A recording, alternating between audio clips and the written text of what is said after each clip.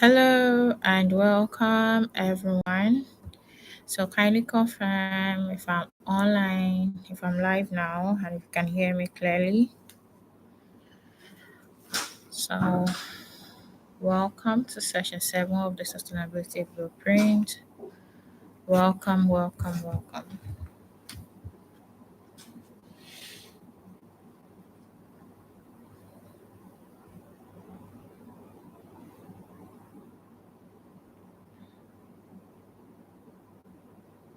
Welcome, welcome, welcome.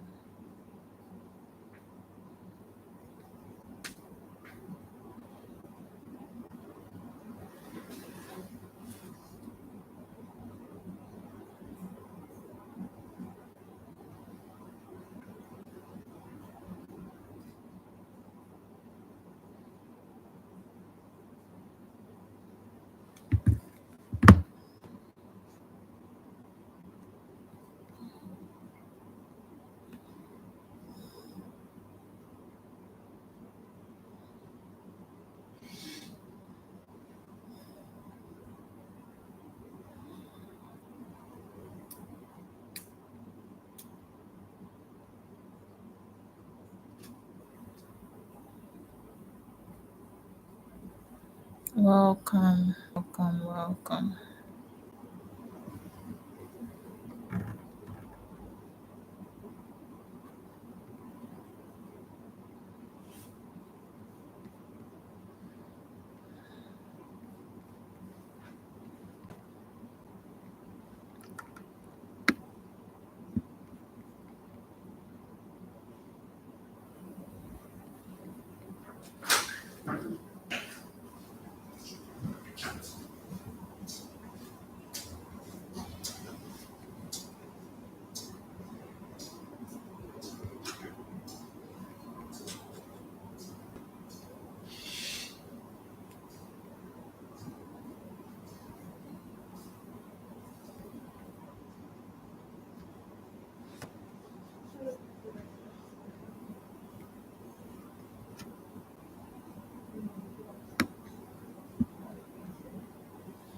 Welcome to session 7 of the Sustainability Blueprint. It's such an amazing time to join you here.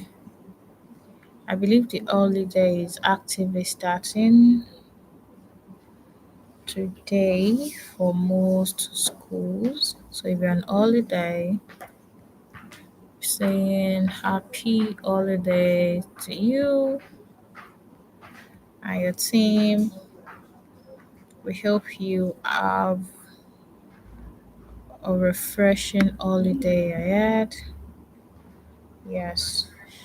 And we thought of which way to start the holiday. And now we're here for the final wrap up of the sustainability blueprint. We'll start in a moment. Just let me confirm that everything we need is intact.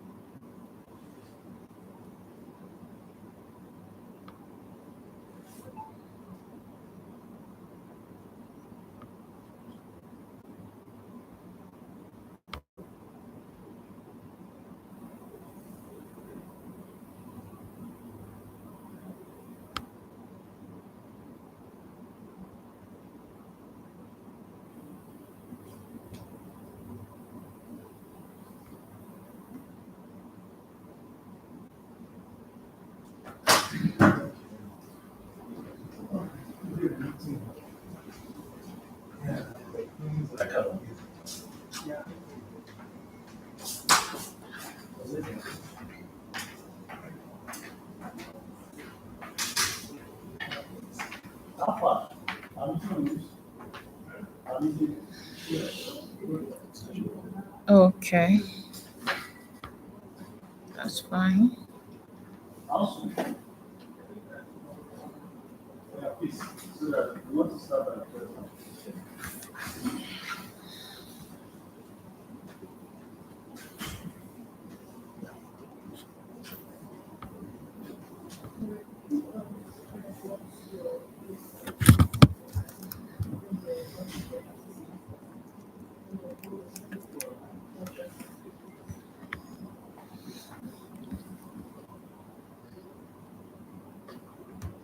So, welcome once again. We start right away.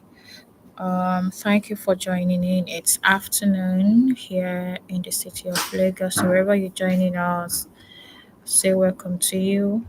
And our session 7 on the sustainability blueprint is a very crucial discussion. And then the session we'll have tomorrow, we intentionally chose a time that is perfect and convenient for everyone to follow up on the activities because this is real work. Today we're doing the real work, right? Doing the real work. We're talking about funding your school vision. So, how can you have an investment worthy growth proposal, right? Regardless of the phase that your school is at the moment. So, today we're focusing on, you know, our previous sessions, we've talked about how you can structure your business in terms of system and structure. We've talked about academics, we've talked about branding and marketing, we've talked about finance. Now, putting all of those lessons together, how can you have an investment worthy business? How can you have an investment worthy growth proposal? Something an investor sees and is ready to key into. Something your family and friends who love what you're doing and want to partner with you. Something they see and they see, oh, this business is ready. I can put my naira and kobo into this, right? So this is our plan for today. This is our session for today. So how you're going to prepare for loans and grants, right? Because all of those lessons we had, they were beautiful, but of course, they need funding. They need funding. So our session today is on how to fund your school vision. My name remains Zainab Mabini-Adesanya. I will bring this to you from Growth Master Global Consult Limited. Thank you for being part of the program from day one, two, three, and now we are on the seventh session. Such a fantastic journey, right? Okay. So why is it important? Why is it important that why do you think funding is important? Why? Of course, if I ask, you can put your comments in the session. You can share your thoughts in the comment section. I'll read them, okay? I'll read them as we go. But of course, we know that passion alone is not enough. We've said that at the beginning of the training. You need systems, and now you need funding, right? You need systems that can help bring that passion to life because if you're just passionate about something, you're just doing it with that seasonal sensation, that emotion, no system, no structure around it, nothing to make it sustainable, and then what will eventually happen is that there will come a time when passion will no longer be able to sustain the business, right? So this is why now that you have the passion, now that the passion is live, ensure you create systems that can keep it going when the passion is no longer, in fact the systems will help you, we help the passion to thrive. So that way you're even able to sustain the passion, right? So, why funding matters? For sustainable schools, funding really matters. Funding really matters. And here, because your salaries, the classrooms, the resources, the ideas you want to execute, the innovation you want to bring, all of those require adequate funding. And if we truly want to build schools that last, we must learn to fund our vision. That means understanding money, accessing capital, and creating a financial structure that supports our dreams. This is very important. And what are the available funding options? What are the funding options? Okay. Apart from bootstrapping, that is you generating funds yourself. In fact, as part of bootstrapping, let me quickly tell you that, remember, I think I mentioned it but earlier, but I'm not too sure. But I do say to our clients, that a school is a long-term investment. That is, you don't get to generate enough funds until after a long period of time, maybe 6 years, maybe 10 years. In recent times, we have people who are really driving it crazy and they're able to at least break even in 4 years. But that's very rare. That's not so common, right? Now, in all the years that the school is like more of taking more money than it is giving it out, in all those years, one of the things you can do is to have short term investments that can generate you steady income, right? Steady income that is easy and fast, that doesn't have to wait till 6 months, till 1 year, till 2 years. And I do share ideas that within the education industry, I think school is the one with that large investment that have to wait for a long time. But in terms of selling school resources, this is all the period.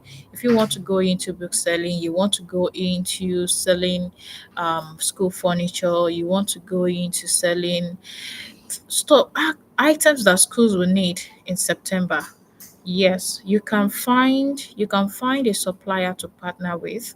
When you partner with a supplier, and remember, some of you are in NAPS, you are in AMIS, you are in ISIN, you are in APEN, in those your associations, you can easily, because you have a circle of other friends who need these resources. So if you're able to get a very good supplier, who has good resources and who can supply at very reasonable rate compared to what your colleagues are already getting, that's a good venture. Why not try it out? And let me tell you, sometimes you don't need money to start this. You just need relationship. And I do say there is something called relationship capital. Your ability to prove to people that you are truthful, you are worthy, such that they're able to partner with you without even seeking your financial capital to start with. I do share, let me just share my personal story here so it doesn't seem like, oh, Zainab is giving us, is what I'm saying is kind of possible. I'm telling you what I have done. I'm telling you what I have done. For most of you who know me, you know that apart from Growth Master, we have Z Books, that is our sister company. And I let me share with you. Truth is, I didn't start Z Books with financial capital. That's the honest truth. I bought books. I got an importer who came in with some books, and I loved the books for my kids. I got the books, and while I was, I wanted to use it for my kids, and then a thought popped up that Zainab, you have people who would love to have this as well. I just snapped the pictures, posted it on the group, and say, everybody, there are storybooks, novels, this and that, science books for you. Before I could say Jack, I got a lot of requests. Oh, Zena, please, we need the books. Oh, Zena, please, how can you help us? Oh, we need at least, let's get a carton. How much is a carton? How much is this and that? And that was how I went back to the warehouse and said, you know what? I have friends, I have clients, I have people in the industry who need this. And then we reached an agreement. And with every order, I get my percentage, I sort, I send video, process the payment, to run the delivery. And gradually, in fact, I got 10,000 naira books from that per importer at that time. That 10,000 naira books I got were for my kids. So I won't even say I started with that financial capital. I started with relationship. Relationship I have built over the years, having school owners in my circle. So I was able to pitch the what I saw, what I found to them. They were valuable. In fact, lots of them, they keep on praying, oh, thank you so much. May God bless you. This is really helpful. And I would just be smiling, you know. With all the prayer, me, I've made my money. So I'm sharing this because we see school owners whose eyes are so fixed on the school alone as the source of income. And truth is, if the school is the only source of income, you'll be tired. You'll have money today, you go broke. This is August now. You go broke in August. In September, you are the richest person. By October, the rich woman vibes, you start losing it. By December, you are the most, most broken person in the whole wide world.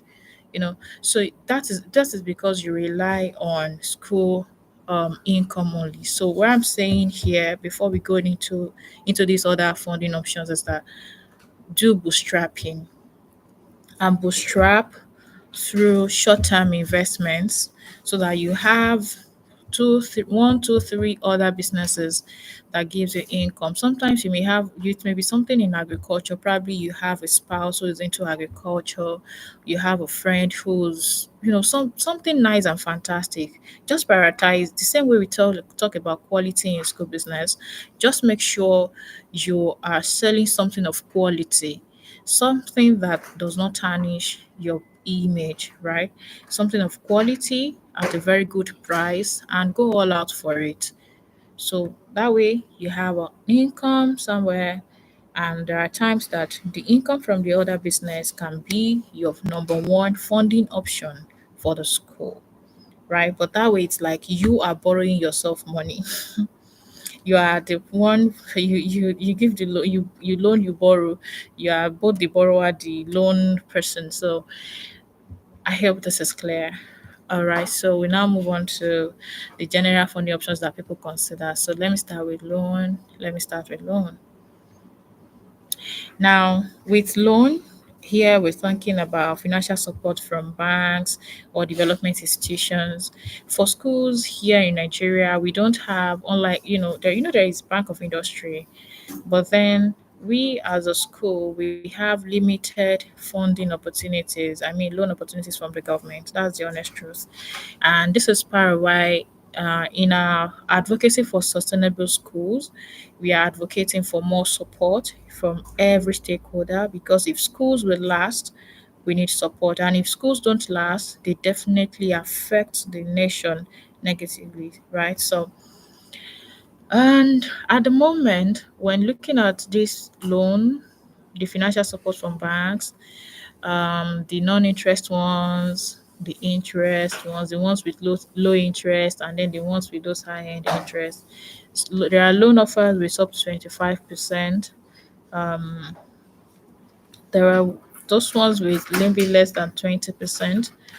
There is a particular one that is between 3 to 5%, but that is not from the bank. That is from an enterprise support organization, and it has age. I think it has age limit. I think not above 35, and being a woman is an advantage. And all of those ones. So but they go through a course before they are able to access that loan facility. But they give up to 10M, at that 3 to 5% interest rate.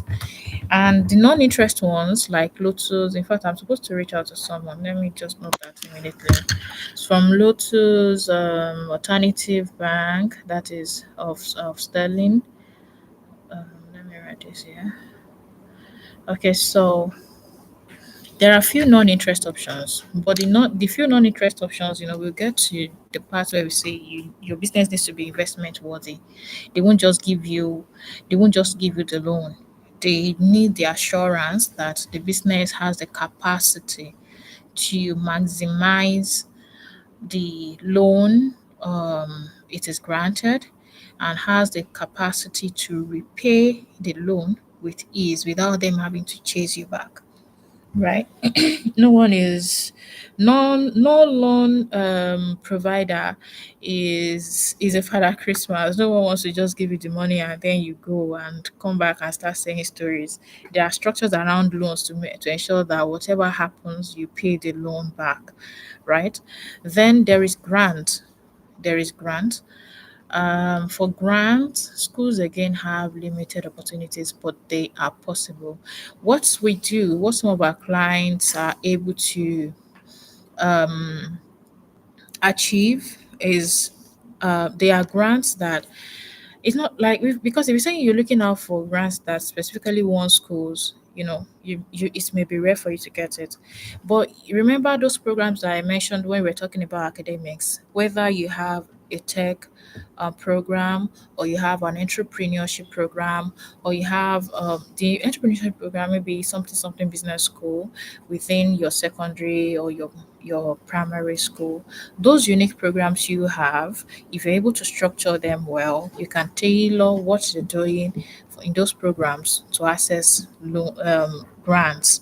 If it's a religious, a faith-based school, there are some programs you run around faith, this and that, that can help you get grants. From those who want to fund faith development programs, those who want to fund tech programs. Let's say your tech classes are so intense and so productive that your students are able to design some product or create some a solution. You can help them, you can support them launching those solutions, using that to access grants. Those ones will work for you. But if you say you're looking out for a grant that specifically wants schools, yes, there are, but they are not so much, right? The 3.5% loan offer I talked about earlier is from an NGO. Should I call it an NGO or a foundation now? It's from a foundation. So you go through their program. The program itself is worth, maybe, if you're to pay, it's about 1 point something but they run it free. So after that program, if you have meet all the requirements, you can get up to 10 with less than 5%. So I think their Lagos cohort is they've done Lagos, Ogun, Oyo cohort, and I think there is another cohort that is currently running. They take only 30 people per cohort, right? So let's move to the last one here, talking of impact investments. Investment from partners focused on education. While you may have, I won't say you have, maybe, but let me say, while you may have less control on loans and grants, you have much control on impact investment. What do I mean by that? It is that you can readily position your school to attract investors. You can readily you can readily position your school to attract investors. You just need to make sure that the system, your papers in terms of documentations, they are very thorough. They are very thorough and open. And then you have people. People usually assume there is money in school. So and with this, you bear the profit and the loss together. So you're not repaying with interest like loans will do. But here, remember that since you have investors in terms of partners, you all make decisions together, you all do the strategy together. So it's not, if you have the vibes of, oh, I want to be alone, this is not for you. But truth is, remember, if you go alone, you go fast, but if you go together, you go far. Having partners is one of the ways you can have a sustainable school when it is not yours alone. There is the way it strengthens the sustainability of the school. All right. I believe this is clear. Just use let me check the comments. So use the comment, share with me your thoughts in the comment section. Let me read from you.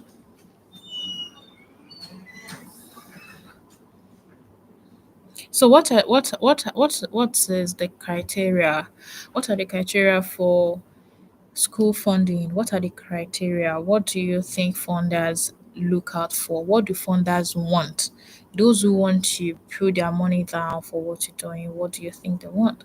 Number one thing is they want clarity. They want clarity, not assumptions. Not, I think in January we spent this and that. I think in February we spent a little less than January, and you're not able to prove it on your paper. They want clarity. They want clarity on the school future. What do you look forward to? What's the future looking like for the school? What is it? what is awaiting the school in the future.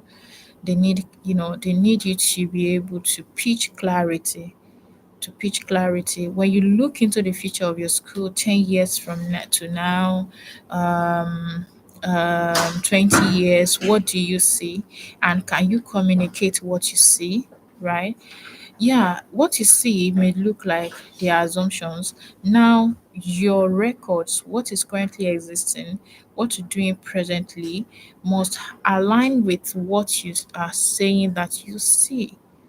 There must be a kind of alignment, a kind of growth map to a kind of a growth. There must be growth journey from where you are now to that future that you see, to the vision you want for the school. So clarity. Secondly is competence, the ability to manage and multiply resources. One thing about business is you must know how to make money, you must know how to manage money, and you must know how to multiply. And I want to take this beyond money. Resources includes the people, they include the facility, they include everything you have that can generate income for the school. So you must have this retention model, you must have this let me say optimization. You must have a way of optimizing every resource in your school to ensure they are generating income to the full capacity, right? Not like you have people in the school. Let's say you have 60 pupils, and you now have 20 or 20 something member of staff. What is that number of staff doing to serve 60 children for a middle cost school, right? So you need to be sure that, and in terms of it's not just about the number. There are times that your staff, they may have the capacity to do more, So you must be able um to optimize their capacity to do more all the time.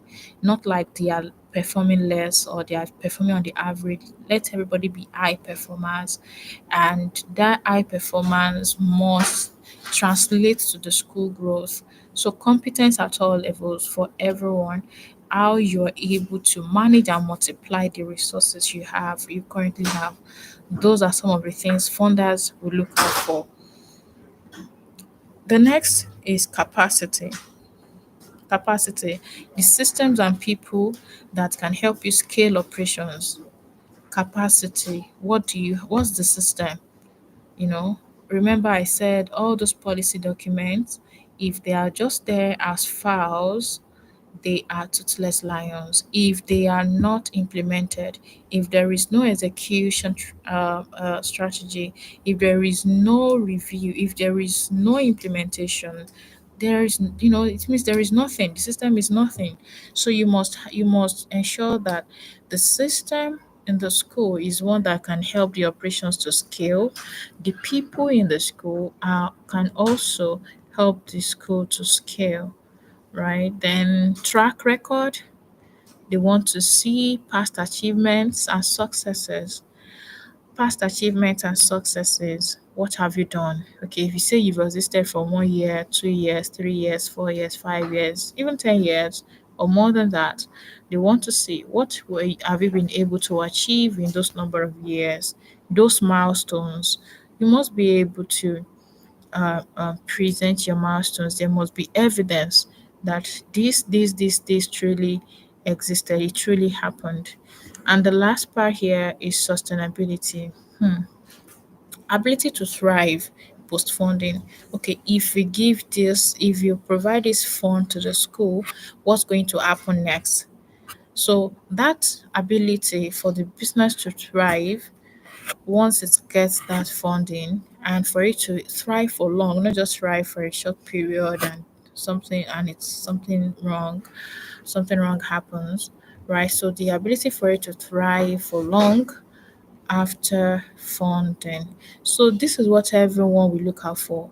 And for those of us women like me, there is something that you know, we've observed, because it's not just me, it's we have some of our colleagues also mentioning it, that There are female school owners who have spouses that can serve as their investor, but over the time look at it like, is it not my husband? Shouldn't he just give me money?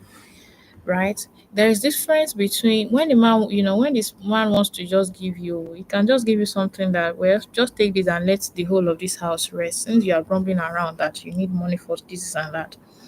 But if you're able to follow this path that I've explained here, you will be surprised at how far and how much your spouse will raise for you. I am being very sincere here. Let's say during this period, you buy school uniforms, you buy school books, you buy the school books you buy.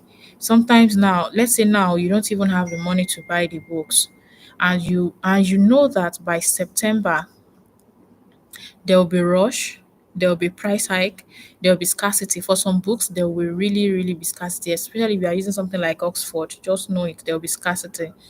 Now, you don't want to wait till September. What do? You have a spouse who can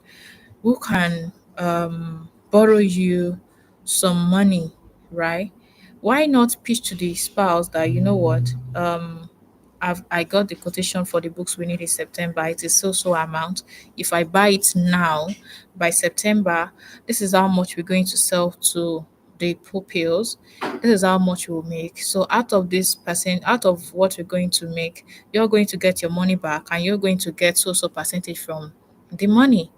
Even if he does not have that money immediately right now, he can source for it. There is a way they source for money. He can source for it and get it to you for you. But if you're just grumbling around, walking around the house with all of those, the way we do now, and you're just complaining, hey, I need money for books, oh, I need money for this, oh, and if I don't do this now, by September, it will going to cost me more. It will do this. In fact, books can be very crazy that by September, they may come to you at the price that is higher than the price you even want to sell to your puppies. Has that ever happened to you? Like in July, June, you got a quotation that a particular book is 5,000 naira, for example, and you think that, okay, selling at 5,500 would be a good rate. And by September, when parents are already paying you that 5,500, you want to buy, and supplier is saying the book is now 6,000 naira. You can no longer quote parents to add more money. You can no longer tell them that you want to change the book. So probably if this book is so crucial that you can't just afford to change the title. And you see, you now need to start looking for how do you manage the situation. So if you can get someone who can give you that money now, you repay, and you repay with, okay, after we sell, this is what we have. Let's say we have a million naira. The million naira, you get 500,000 naira. I also get 500,000 naira back into the school. Chicken, you're fine. So I'm saying this because a lot of times when we are looking for funders, we are thinking of high end people. Like we are thinking of going to the bank, and most of it, the person sitting beside you in the house is your bank, right? And in the case of a man, at least I don't know, you don't have a bank in the home anyway. You just have to go source elsewhere. Okay, so let's move on from here. Let's move on. So are you investment ready? I haven't talked about all what the steps I listed earlier. When you look at what you have, are you investment ready? Is your school investment ready with what you have now? If it's a no, it's not a problem. If it's a no, this is part of why you are here. You are here so that your no can become a yes, right? So that your no can become a yes. What we want to achieve is that your school is sustainable. Your school is sustainable, right? So now look at this investment readiness funnel. Look at this. The governance structure. If an investor is going to walk into your school today, would you be ready? What do you think the investor will look out for? So Part of the structures we talked about earlier, look at this governance structure. Governance structure. I have always pitched and talked about having the presence of a board, right? Either the business is owned by you only or by you and some partners and all of that. In fact, the worst part is we've seen schools that have partners and there is even no governance structure around it. That's even worse, right? What your board will do for you is holding you accountable. Something very different happens this year for us at GMTC. There were, in the previous years, we were running without a board. In recent years, we have our board of directors. There are times that you one may just be focused on something else. But knowing that we have a board meeting on so date, and from the previous meeting there were items that you need to present, you need to submit at the board meeting. You need to just go back and do it because you don't want to get to the board meeting and be messing up and be saying and when you do it is you're not doing it for the board, you're doing it for the business because when you're able to do it, the business continues. The business continues to thrive. So either it's a sole owned school or with partners, ensure you have your board. So it's now a decision, it's now a choice, sorry, to have either board of directors who are not shareholders or board of directors who are shareholders. Right? The ones at GMDC at the moment, they are not shareholders. We're hoping to build something really fantastic before we say we are making it open for shareholders to come in. Right? Now, if it is not with shareholders, you have the capacity, you have the freedom to choose who comes to your board. I've always mentioned that make sure you have someone from the finance industry, make sure you have someone from HR, make sure you have a legal practitioner, make sure you have a marketing, someone who is very good at market strategy, branding, and marketing strategy. So at least have this, and then education, since this is the core of your business, right? Have someone who can advise you on academics, on education. So have, like, when you have this five, you're fine. And the arrangement is not something difficult. Just reach out to very good people who are experts, right? But they share similar vision and values, such that you are able to work together as a team, and you agree on some structures. You can have your constitution. You reach out, do all of those things. So, um, sorry, let me connect this device. I just realized I didn't connect it earlier. All right, so ensure you have that if you don't have it now. But beyond after your board, they then come to the head of school.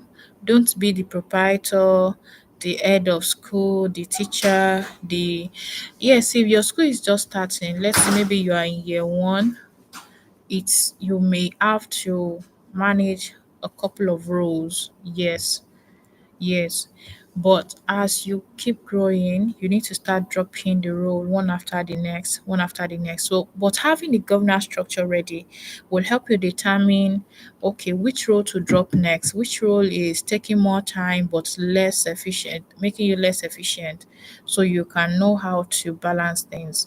So as you keep growing, of course, your structure may keep expanding. So you're from the management team now to your heads of departments. Please ensure you have heads of department. Have people who you can hold accountable for each section or each aspect of the school, right? Then your teachers, your non-teaching staff. Now your admin, who is in charge of your non-teaching staff, your admin officer who is in charge of your non-teaching staff must be very good, must be very good. In fact, there are times that the non-teaching staff, they hold a kind of secret key to the growth of your school or to otherwise, right? So let's say if you keep having issues with security guards who are not friendly, who cannot speak well, who cannot communicate with parents very well, Even if the teachers are very brilliant and all of that, that may be that may they are the first contact. That may be um, a real challenge to you having attracting the right kind of clients. So do not. Why I'm saying this is do not overlook any role. Like, is it not just a driver? If the driver is not polite, you'll have issues, even if you have the best mathematics and the best English teachers. So in your governance structure, ensure that your governance structure is well defined, and probably place it somewhere really strategic for everyone to understand who's reporting to who's doing what. So okay, ownership clarity.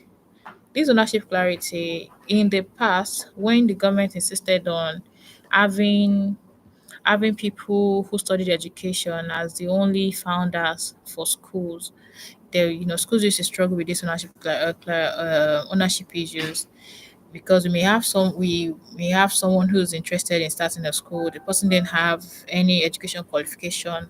The person now goes to invite someone who has education qualification. Just put the person's document on CSC. The person is not even aware that I'm telling you real life things now.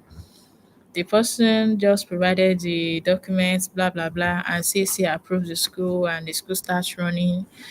But because maybe the person was just a friend or a family, a family member, you see, the person may even have invest legally. The person has investments in that school, right? That's the legal implication. But it may be overlooked. But something may happen next, and it may not be overlooked. The legal part may be pursued. So if you have such an issue at the moment, let's if your CSC document from the last 10 years or the one you did some years ago, if it had additional details of someone who's not a partner in the school, please go back to CAC. Just let your CAC agent to remove such partner, but we definitely need the consent of the partner for the removal, right? So be sure, be clear. And in terms of, we did a session earlier this year where we talked about legal structures for school. Yeah, so in case of it's a husband and a wife venture, right? The husband, oh, my husband gave me money, it is our business. Be clear about the rules. Who owns what percentage does this person own, what documents do you have as backup, as evidence for this, right? And if your husband is just dashing you money, is your husband investing, be very clear. Be very clear about this. Legal compliance. um your annual renewal, there are times that schools, of course, they may be approved, but they take annual renewal for granted until they need it at the last hour. Please ensure you process your annual renewal every year very early. If you can do it January, February, so that you don't need it in June, July, August, or any other time, and you're having back and forth with the Ministry of Education to get your renewal document ready when you probably just need it for something very urgent. So your fire certificate, make sure it does not expire before it expires in May, and you still paste it there. You are not even concerned about the date anymore. If it's outdated, make sure you process a renewal. What is it called? All your tax documents, your CAC, all these annual deals, and then all the deals you need to pay at the ministry. Ensure there is proper registration and for every document. Make sure you do it, because one thing about documents in Nigeria is there are documents that you may just need it now, right now at the moment for an opportunity or for something, but because you don't have it ready, if you by the time you want to start processing it, it may take you 2 weeks or even 1 month for you to get it ready, right? So don't wait till that time. Get it done. Get it ready at once. Okay, so the next is operational framework. That's where we talk about systems and policies.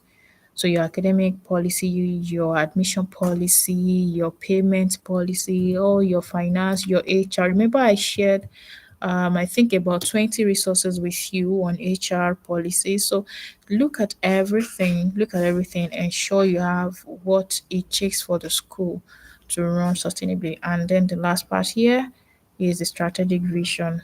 Strategic vision. So you evaluate the direction and strategy. Where is your school heading to?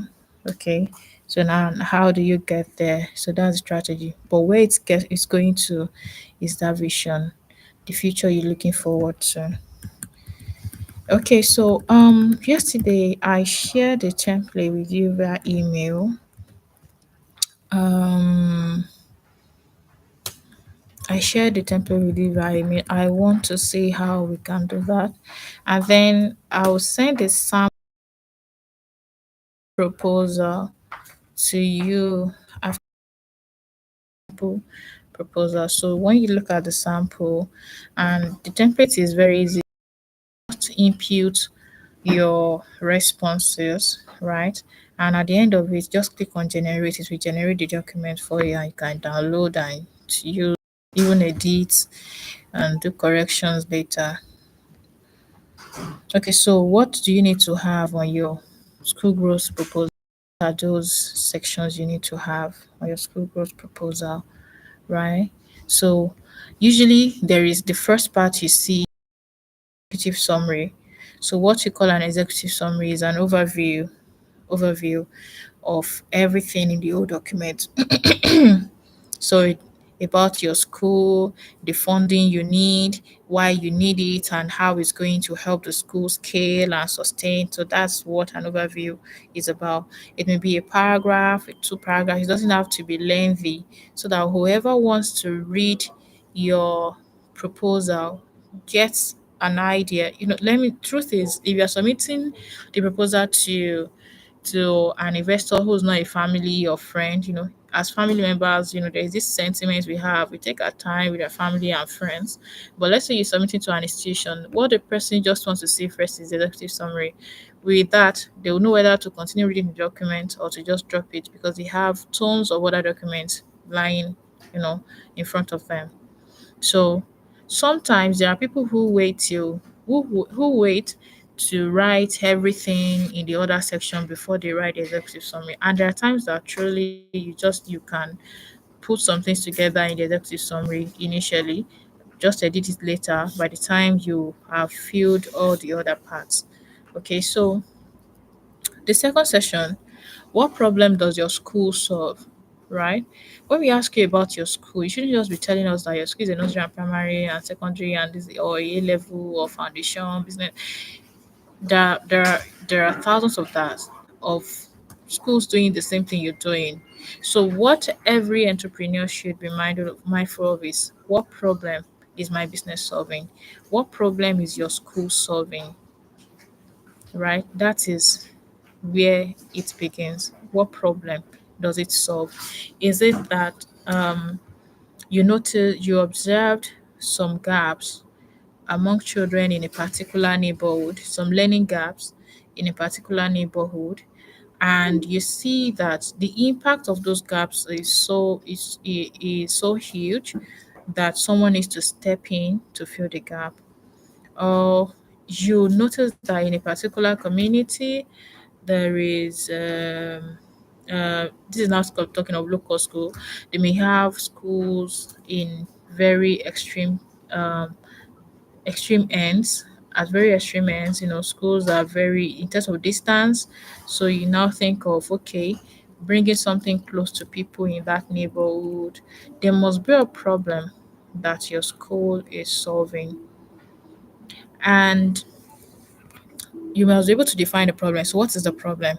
For us at Grossmaster, we've always said it that the problem we see is we see schools that are folding up, after a few years of operation.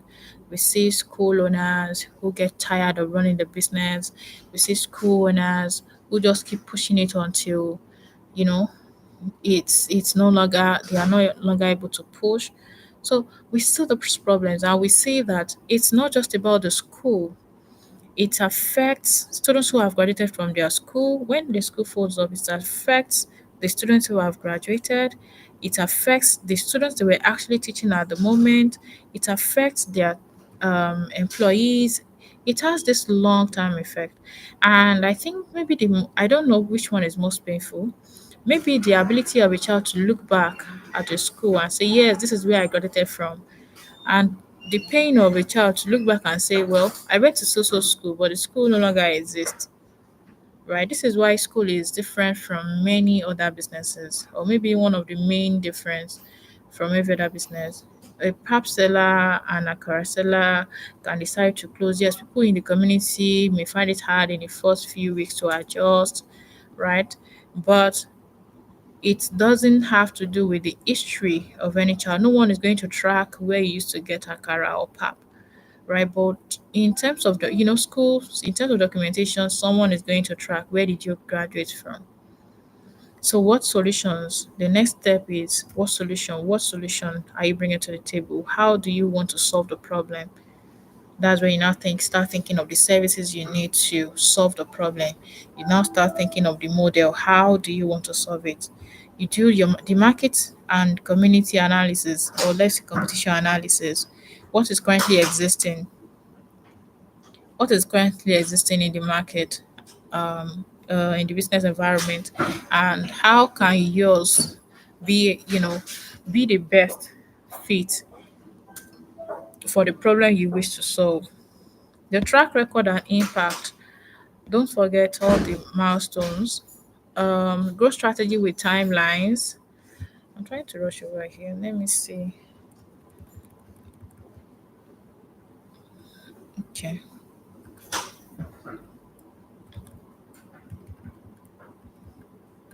So growth strategy with timelines. Growth strategy with timelines is where you now say, okay, going forward, this is what we want to do. This is when we want to get it done. This is who's responsible for getting it done. This is what we need to get it done. Because one thing about strategy is if you just say this is what we want to do, no timeline, no responsibility, no IB resources that you have identified that you need to facilitate that goal, it is just nothing. It is not a strategy. It is not a strategy. So your strategy must come with timelines, must come with all elements that can bring it to life. Then your financial model. Remember all the sessions on finance, right? Now, how do you intend to be paid for your services? How do you intend to be paid? You determine that, looking at the problem you want to solve, the solution you bring it to the table, the market analysis, what's currently existing. So you now look at how do you want to get paid? Do we need students to for this service we want to render? Do we need students to pay per session? Do we need everybody to pay in August so that we are able to execute our solution? Do we need them to pay in September, pay timely? Do we need them to pay at what? How do you want to receive your funds to ensure efficient operations? You need to determine that. Then the governance structure, yeah, the team and governance structure, I've discussed that earlier. Funding request, how much do you need? How much does the school need at the moment? And how will it be used? How will it be used? Projected impact of funding. That's the last part. Like, okay, if we get this amount of money and we use it in this way, it will give us this result. There must be a result that you're able to project the impact. What's the impact that it's going to have, right?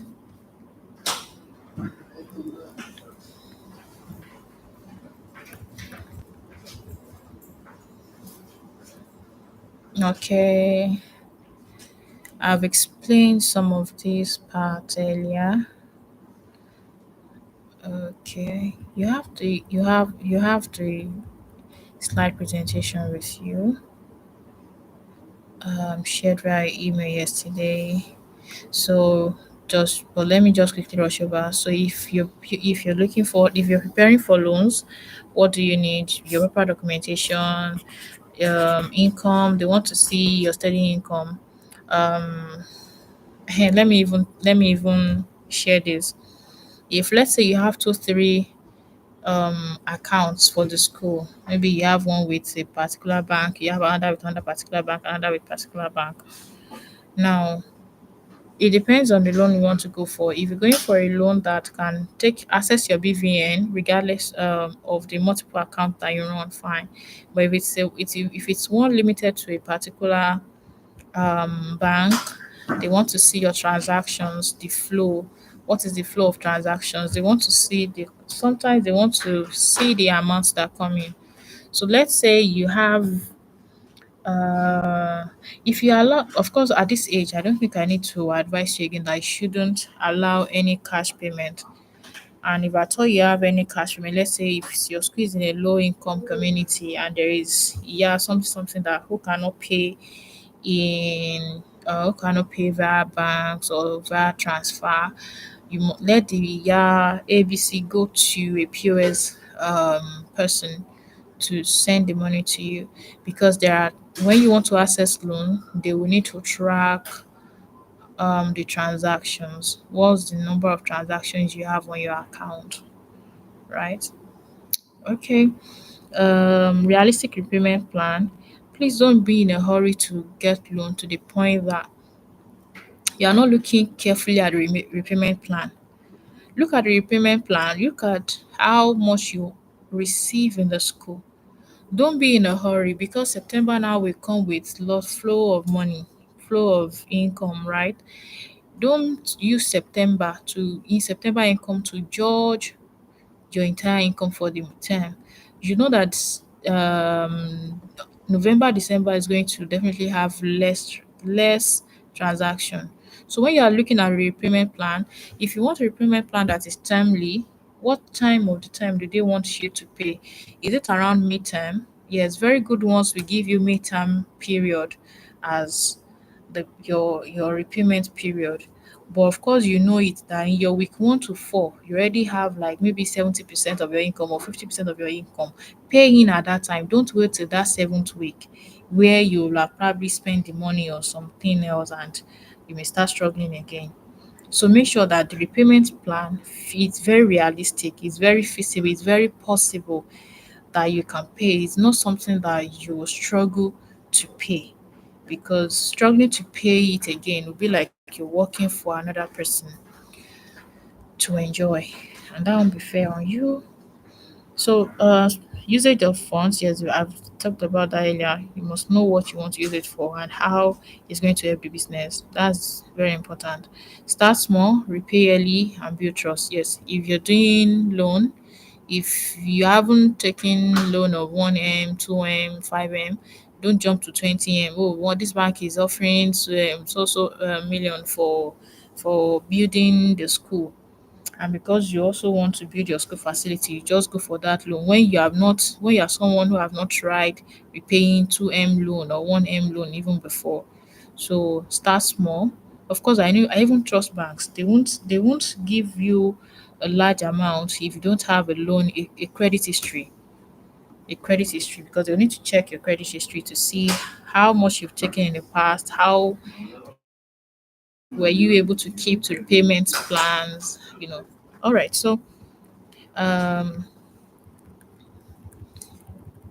for grants, yeah, they are competitive. That's very true. Grants are competitive because you're not the only one. The way you want it, the way you want the financial support, there are tons of other businesses that want it. So you need to stand up by being clear, relevant, and credible, right? And what are the key elements? I don't want to go into all of this again because most of the points here, we've mentioned that in the previous slides. Okay, so where to look for investment? Um, Banks, CSR units, yes, CSR units of some companies, well, yes, NGOs, foundations, social impact funds, community leaders. But truth is, I love it when you start first from your friends and for your family and friends, and if you're able to have other also, a short-term business. I love that far more than, well, I think grant is the one I would love above all of those other options anyway. So, um, okay. Now, how to look for investments. So, okay, now if you are in a school network or an association of school, usually there is a way the executives of your school association must have discussed with some financial institutions, and accessing finance through your network comes at um lesser rate. Yes, I'm very sure.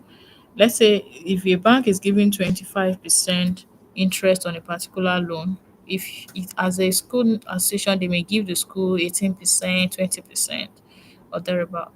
But I for associations that are faith based, that they want non-interest loans, after lunch at least maybe one or two at a time to ensure they have very good relationship. I mean, not relationship anyway, but very good agreement with non-interest banks.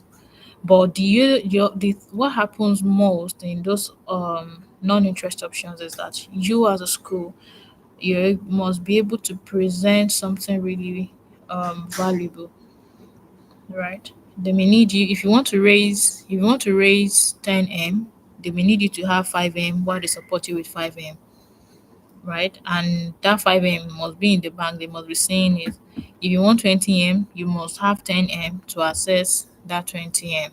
So they provide you 10M. You share the profit together. You know, when you execute and you make your profit, you share the profit together, you return their 10M and then share the profits. So that's the model for most of those non-interest, right? But and if you have some cooperatives and this is allowed that you do, where you can do Sogun Dogoji, you have 20, you have maybe let's say you have 5M, they give it 10M. You know, within your cooperative, it is very fine. It is very fine. Just go for it. Okay. So I'll quickly log into. Okay, let's read this. Let's just read this part in short here. That you don't raise money by begging. You raise money by building something worth funding. Oh my God. Women, can we really see it? Okay, so you don't raise money by begging, you raise money by building something really worth funding. What everyone wants to say is this worth my money? You know, money is somebody else's sweat now. So is it worth me putting me my sweat for this? You can't get it through grumbling. If you want to beg or grumble, maybe you get 100K, and that won't even solve 10% of the problem, right? So, but if you really, really want the problem solved, it means there must be something very reasonable to show that you are investment worthy, you are investment ready. Okay, so let me try to log into our website so we can quickly go through the template together in case you need some support.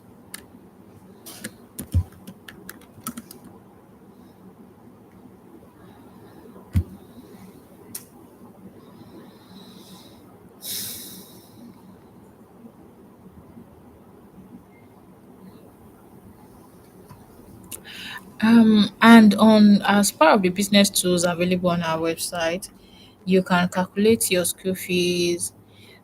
You can generate your profitability report. You can generate your business performance report. You can do a kind of business audit. But this particular section, let me go there, where you do your strategic planning. You do strategic planning. There is this, yes. So.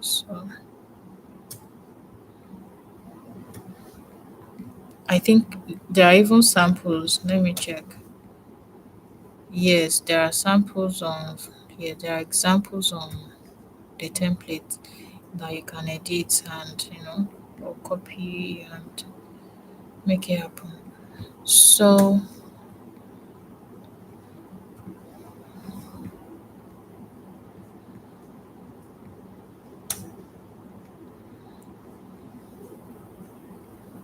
once you go on the website, start imputing, yeah, start imputing your details. When you input your details, by the end of it, you'll be able to generate an interactive workbook that you can share with members of your team, your board. You can even have some of them with you while you're doing this together. It's easy to use. I'm trying to see whatever aspect that may seem difficult that we have not covered so that I can explain. So that I can explain. The business performance report that is up there is not, if you don't need it now, it's not part of this session. We did it for something different, but you can try it out. But majorly just go to the strategic planning guide. That's the section that you need. Let me show you. Let me show you. Um, let me show you. Let me show you the, yes. So just go to this strategic planning guide. This is what you need right now.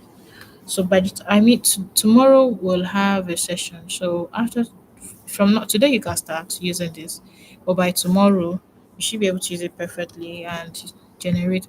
Don't bother about this. Let me show you what you shouldn't be bothered about. This business performance part.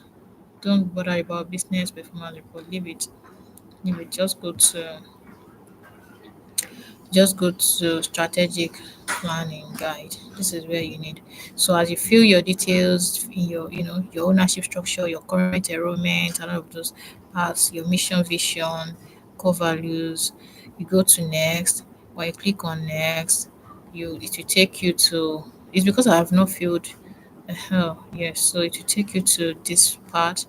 Where are we now? So there is a SWOT analysis section here.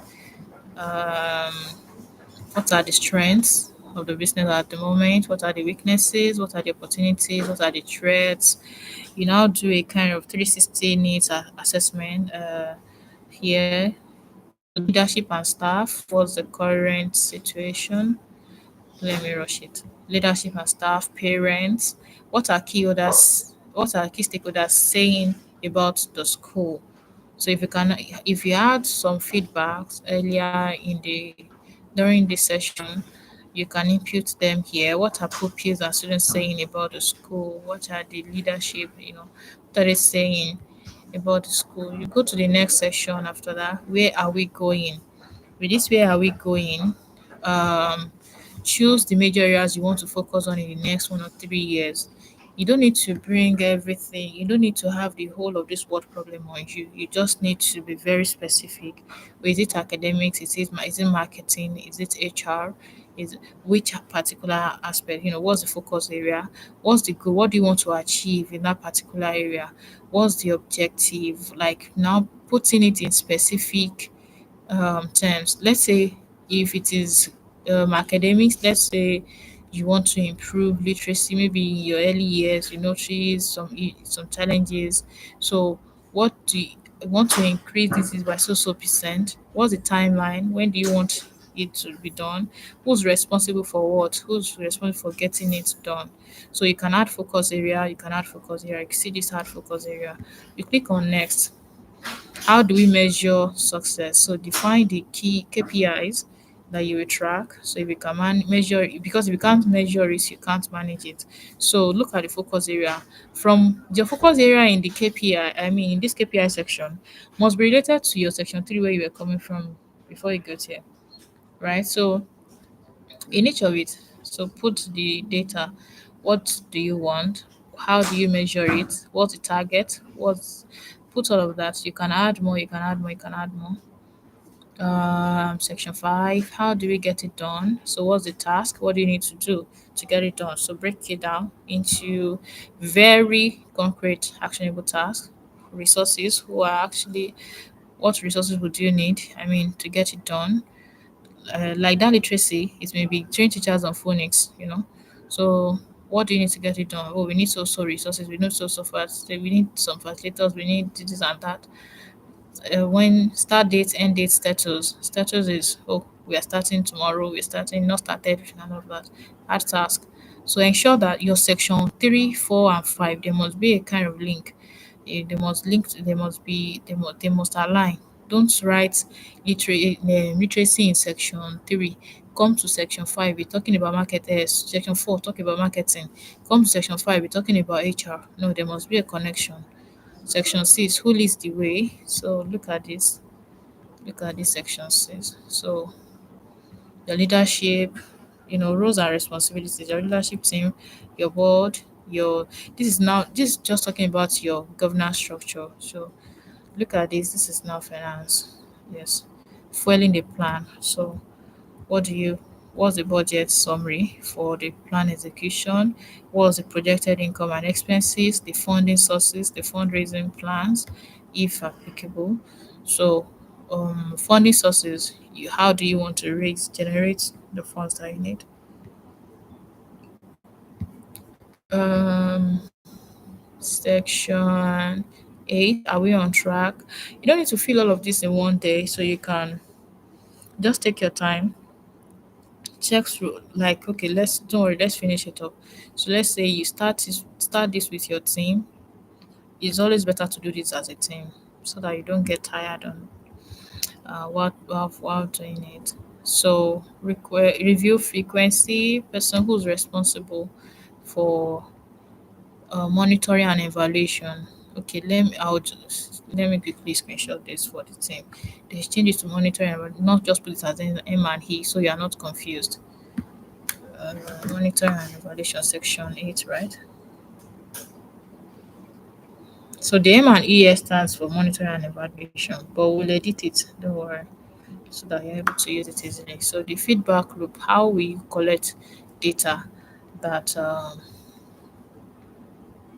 you are really on track, how we ensure you're on track. Section 9, keeping everyone informed. So all of those things you want to achieve, how will you communicate it? The goals, the progress, the successes, and then the final step here, print and review and print. So when you let's say if you have few data, that you should actually bring out the data.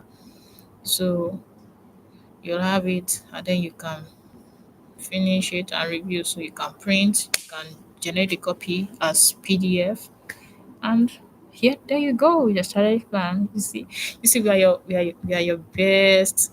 I'm not hyping now. I'm not hyping now. What you get from us, you can't get it anywhere else within the industry here in Nigeria. No, no, no, no one comes close, right? Can you attest to this? Like, have you really come across any consulting firm doing this? So I'm not hyping, but I'm saying the truth, because what we really stand for, and we are just getting started. By the time you come to our website, sometimes later, you just see loads of resources. Because your school must be profitable and sustainable.